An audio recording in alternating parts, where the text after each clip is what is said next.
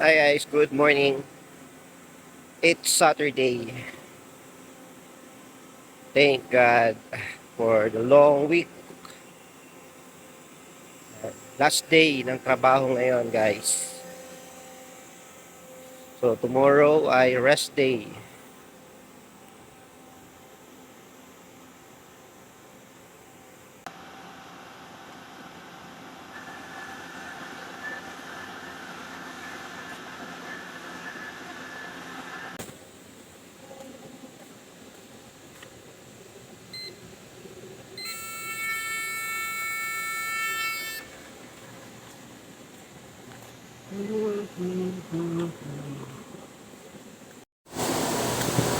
Thank you Lord for today.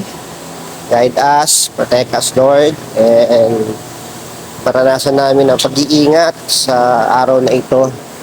To those who are working today Lord, yan mo na ingatan mo ang bawat isa.